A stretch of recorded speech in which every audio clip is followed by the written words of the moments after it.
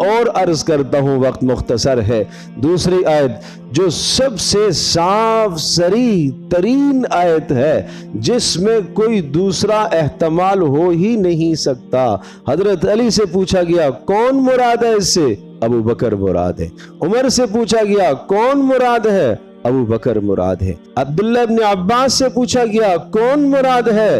ابو بکر مراد ہے، اس لیے کہ غار میں ابو بکر صدیق رضی اللہ تعالی عنہ کے سوا کوئی اور رسول اللہ کا ساتھی نہیں تھا۔ حضرت علی رضی اللہ تعالی عنہ ارشاد فرماتے ہیں پوری امت مسلمہ کو اللہ کی طرف سے سخت ڈانٹ آئی ہے، اور اس ڈانٹ سے ایک آدمی مستثنی ہے، بچ گیا ہے، اور وہ ایک آدمی سیدنا ابو بکر صدیق رضی اللہ تعالی عنہ ہے۔ وہ کون سی آیت ہے؟ سورہ توبہ کی، الا تنصروہ فقد نصرہ اللہ۔ اگر تم نے اپنے نبی کی مدد نہ کی تو نہ صحیح، اگر تم اپنے نبی کی مدد نہیں کرتے ہو تو کوئی بات نہیں۔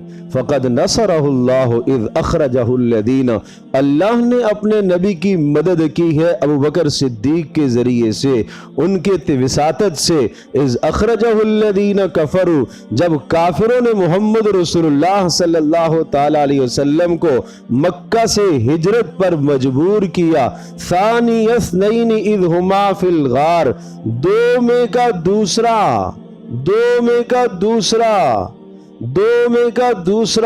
دو آدمی، ایک محمد رسول اللہ صلی اللہ تعالی علیہ وسلم، دوسرے سیدنا ابوبکر صدیق رضی اللہ تعالی عنہ، جن کو ثانی کہا گیا ہے، اور ثانی کا مطلب یہ ہوتا ہے کہ اصل کے بعد یہ ثانی یہی نائب ہوگا۔ یہ اشارہ تھا ابوبکر صدیق کی خلافت کی طرف، یہ ان کی خلافت کی طرف اشارہ تھا۔ ایک اور بڑا صاف اور واضح اشارہ ملتا ہے، روایت میں آتا ہے حضرت ابوبکر صدیق رضی اللہ تعالی عنہ کے متعلق آپ نے ارشاد فرمایا، ایک خاتون آئی، بڑے دور سے کوئی سوال کیا، آپ علیہ السلام کا آخری وقت تھا، تو آپ نے فرمایا ابھی میرے پاس گنجائش نہیں ہے، کچھ وقت کے بعد، کچھ دنوں کے بعد آ جانا۔ اس نے کہا اللہ کے رسول اگر میں بعد میں آؤں، لم اجد کا، اگر آپ کو میں نہ پاؤں، ترید الموت، وہ رسول اللہ صلی اللہ علیہ وسلم کا کہ وفات کی طرف اشارہ کر رہی تھی کہ اگر کچھ دنوں کے بعد میں آؤں اور آپ کو میں نہ پاؤں تو پھر میں کس سے مطالبہ کروں؟ آپ نے فرمایا ابو بکر سے لے لینا۔ آپ نے فرمایا کس سے لے لینا؟ ابو بکر سے لے لینا۔ اشارہ یہ تھا کہ میں آج موجود ہوں، میرے جانے کے بعد یہ میرے نائب ہوں گے، یہ میرے خلیفہ اول ہوں گے، ان سے آپ لے لیجئے گا، یہ آپ کی مدد کریں گے۔ سبحان اللہ۔ تو ثانی اثنین اذ ہما فی الغار، غار میں تھے دونوں کے دونوں، غار ثور کے اندر رسول اللہ صلی اللہ تعالی علیہ وسلم نے ہجرت کے موقع پر غار ثور میں جا کر 3 دن تک وہاں پناہ لی۔ صرف آپ علیہ السلام سے پہلے ابو بکر صدیق نے اجازت مانگی تھی کہ میں بھی ہجرت کر کے مدینہ جانا چاہتا ہوں۔ آپ نے فرمایا انتظار کرو، شاید مجھے بھی اجازت ہو جائے۔ رسول اللہ صلی اللہ تعالی علیہ وسلم کو اجازت ہوگی تو ابو بکر صدیق رضی اللہ تعالی عنہ سفر کے ساتھی بنے گے، اور سفر میں آدمی سب سے اپنے قریب ترین شخص کو اپنا ساتھی بنایا کرتا ہے، جو حد درجے کا وفادار ہو، حد درجے کا رازدان ہو، حد درجے کا امانت دار ہو، حد درجے کی جان نچھاور کرنے والا ہو۔ ارے سب کے سب صحابہ جان نچھاور کرنے والے تھے، سب کے سب رسول اللہ کے وفادار تھے، سب کے سب رسول اللہ صلی اللہ علیہ وسلم پر اپنی جانیں لٹا دینے والے تھے، لیکن سیدنا ابوبکر صدیق رضی اللہ تعالی عنہ سب سے ٹاپ پر، پہلے نمبر پر تھے۔ ان تمام معاملات میں اور صفات میں وہ اول درجے پر تھے، اس لیے رسول اللہ صلی اللہ علیہ وسلم نے انہیں اپنے ساتھ رکھا۔ اذ ہما فی الغار، جب یہ غار میں تھے، اذ یقول لصاحبہ لا تحزن ان اللہ معنا۔ اس آیت میں بڑے نکتے لکھے ہیں مفسرین نے، وقت اس وقت نہیں ہے، میں اتنی بات عرض کرتا ہوں۔ اذ یقول، جب نبی کہہ رہے تھے، لصاحبہ، اپنے ساتھی سے، لا تحزن، غم نہ کرنا، اللہ ہمارے ساتھ ہے۔ غور کیجئے، لفظوں میں غور کیجئے، لا تحزن ان اللہ معنا، لا تخف نہیں، خوف نہ کرنا یہ نہیں کہا، لا تحزن، غم نہ کرنا، زمین آسمان کا فرق ہے لفظ خوف میں اور لفظ غم میں۔ جب اپنی ذات کا ڈر ہوتا ہے اسے خوف کہا جاتا ہے۔ قال لا تخافا اننی معکما اسمع و ارا، اللہ پاک نے موسیٰ علیہ السلام اور ہارون علیہ السلام کو کہا تم فرعون کے پاس جا رہے ہو، لا تخافا مت ڈرنا، اننی معکما اسمع و ارا، میں تمہارے ساتھ ہوں، تمہاری باتوں کو سنتا ہوں اور میں تمہاری باتوں کو سنوں گا اور اس کی حرکات و سکنات کو بھی دیکھ لوں گا۔ انی لا یخاف لدی المرسلون، ارے موسیٰ ہمارے پاس رسول ڈرا نہیں کرتے، آپ ڈر نہ رکھیں۔ ڈر اس کو کہا جاتا ہے جو انسان اپنی ذات کے لیے کیا کرتا ہے اس کو ڈر کہتے ہیں، اور حزن عربی زبان میں اس کو کہا جاتا ہے جب دوسرے کا خطرہ لاحق ہو، کہیں یہ مجھ سے جدا نہ ہو جائے۔ ابوبکر صدیق کو یہ ڈر ہے، ابوبکر صدیق کو یہ حزن اور یہ غم کھائے جا رہا ہے، کہیں کافر آ کر محمد رسول اللہ صلی اللہ تعالی علیہ وسلم کو معاذ اللہ نقصان نہ پہنچا دے، قتل نہ کر دے اور میری رفاقت چھوٹ جائے اور میرا ساتھی مجھ سے چلا جائے۔ اس پر رسول اللہ نے کہا لا تحزن، نہیں غم نہیں کرنا، میرے بارے میں غم نہیں کرنا، کچھ نہیں ہوگا، اللہ ہمارے ساتھ ہے۔ اور فرمایا ابو بکر کیا خیال ہے تیرا ان دو کے بارے میں جن دو کے ساتھ تیسرا اللہ ہو، اس کے بارے میں کیا خیال ہے تیرا؟ کیا وہ دو ضائع ہو سکتے ہیں؟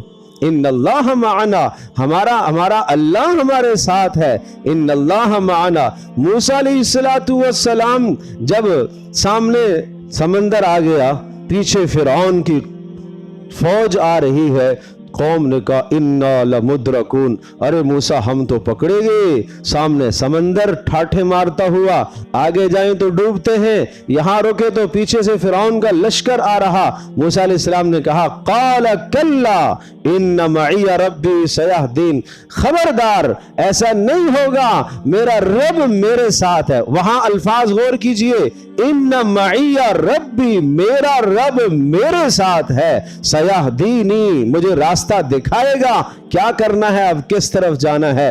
یہاں ابوبکر صدیق رضی اللہ تعالی عنہ کو رسول اللہ نے اپنے ساتھ شامل فرمایا، لا تحزن ان اللہ معنا، ارے ابوبکر غم نہ کر، اللہ ہم دونوں کے ساتھ ہے، ہم دونوں کے ساتھ ہے۔ وہاں کہا اللہ میرے ساتھ ہے، یہاں رسول اللہ نے شریک فرمایا ابوبکر صدیق کو، اللہ ہمارے ساتھ ہے۔ موسیٰ علیہ السلام لفظ رب استعمال فرما رہے ہیں، رسول اللہ صلی اللہ علیہ وسلم لفظ جلالہ، لفظ اللہ استعمال فرما رہے۔ اشارہ اس بات کی طرف ہے اللہ اپنی ہیبت، اللہ اپنے جلال، اللہ اپنے کمال، اللہ اپنی قدرت، اللہ تبارک تعالی مکمل اپنی طاقت کے ساتھ ہمارے ساتھ ہے، غم کرنے کی بات نہیں ہے۔ فانزل اللہ سکینتہ، اللہ پاک نے سکون نازل فرمایا۔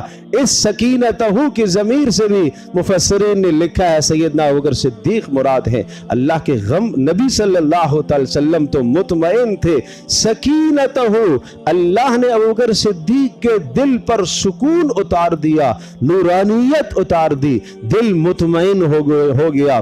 وَأَيَّدَهُ بِجُنُودٍ لَمْ تَرَوْهَا، اور اللہ نے ایسی مدد کی ایسے لشکروں کے ذریعے سے جنہیں تم نہیں جانتے۔ وَجَعَلَ كَلِمَةَ الَّذِينَ كَفَرُوا السُّفْلَىٰ وَكَلِمَةُ اللَّهِ هِيَ الْعُلْيَا، اور اللہ نے کافروں کی تدبیر کو ناکام کر دیا اور اللہ کی تدبیر بلند ہو کر رہ گئی، اللہ کی تدبیر بلند ہوئی۔ کس طرح سے؟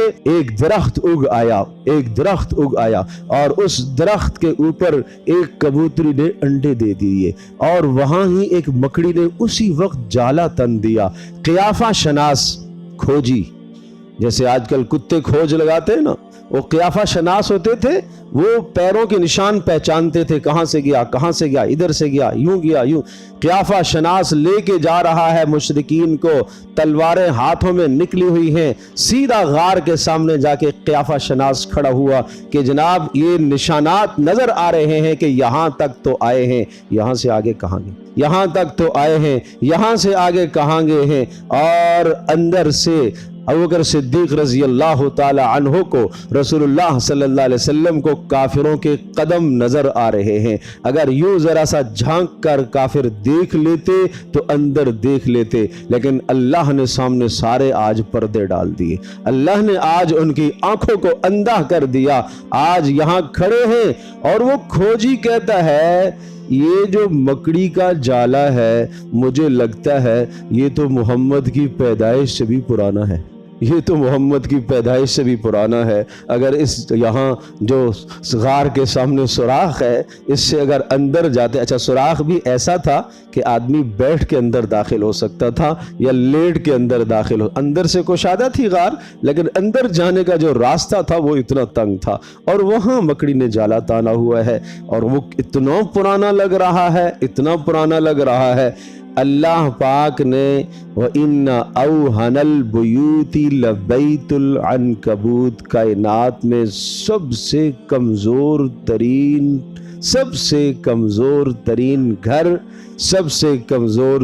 घर किसका है? कुरान कहता है मकड़ी का घर है, मकड़ी का जाला सबसे कमज़ोर तरीन। उस कमज़ोर जाले से अल्लाह ने पूरी मक्का की रियासत की हिफाजत फरमाई। उनको अल्लाह ने रसूलुल्लाह से दूर रखा और उनको कुछ भी नजर ना आया। पता ये चला कि जब अल्लाह तबारक ताला किसी की हिफाजत करने पर आए तो वो मकड़ी के जरिए से भी हिफाजत कर सकता है।